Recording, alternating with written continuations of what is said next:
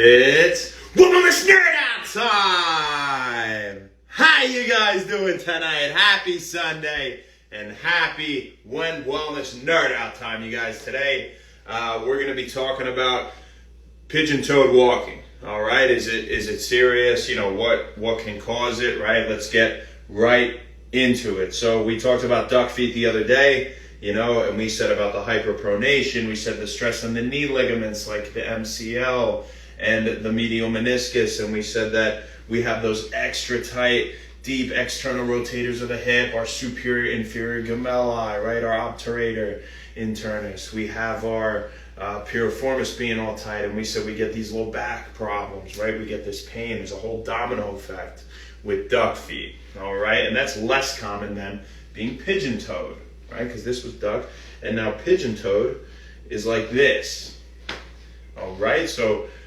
we see it more commonly in kids than we do see duck feet, right?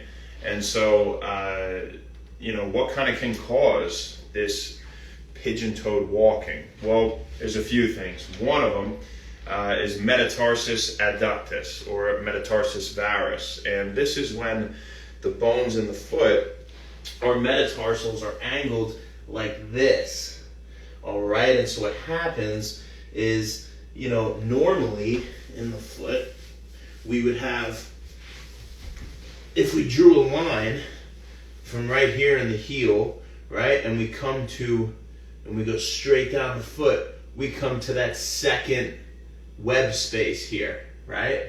We come to that second web space, and what happens is their metatarsals are like this, and so it's like that, turned in. So it's at the level of the foot is the cause here with metatarsus adductus, the cause of pigeon-toeing, right? And this is just one. We're going to talk about a few.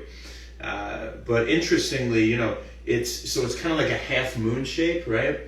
And you can, it's reducible, you know, it's very flexible. So you actually can put it back temporarily into place, and it'll, you know, spring back and put it back. And so there's, you know, there's reports, you know, parents have tried to stretch it back into the, you know, to a straighter configuration, the way that it naturally should be. But honestly, it's not even necessary. It'll self-resolve, at least, you know, the vast majority of the time it does.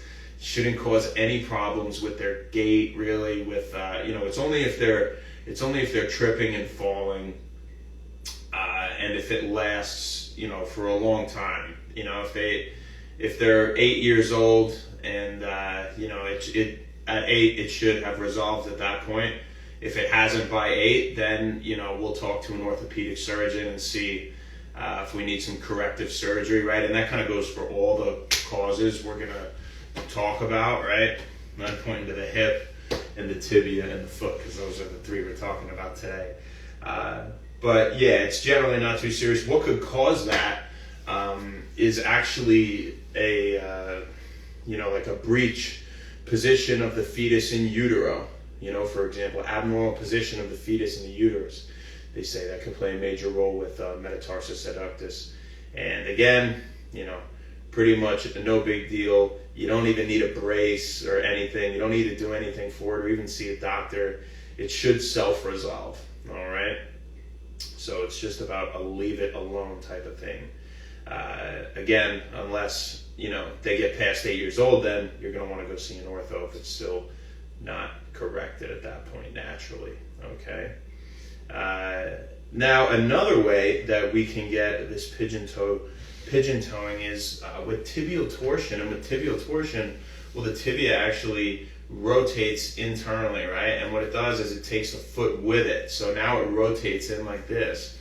And usually we have it in both legs, you know, more commonly with being pigeon-toed. And so you have your feet like this, and this is more common in the age ranges of, you know, toddlers in the range of 1 to 3 years old. All right, this will be a more common cause if it's persistent at this point still.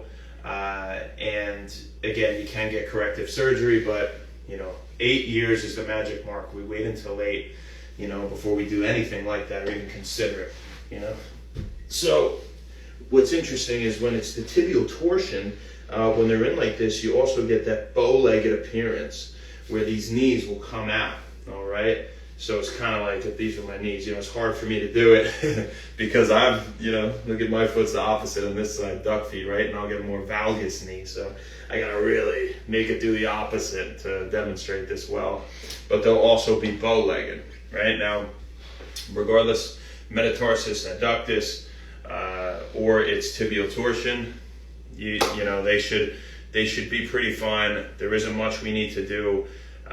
Your child just going throughout their day, playing at recess, running around, doing things, walking, whatever they're doing, should just self-correct the issue, all right?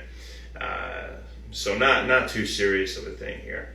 Now, when we talk about another way, and this is one of the more common ways, and when we talk about pigeon toeing in general, affects up to 10% of children. So it's a decent amount. About 1 in 10 kids, they're walking around pigeon-toed here. Femoral anteversion is another cause, and we have that neck of the femur now. It's twisting inward and anteriorly and forward. Okay, so if I kind of stuck something right here and I just turned it, what's coming with it? My whole leg, right? And that's what's happening there. So the issue here is at the hip, and this is more in the age range of 3 to 10-year-olds. We see this, and it's the more common issue causing the pigeon toeing in children here, right?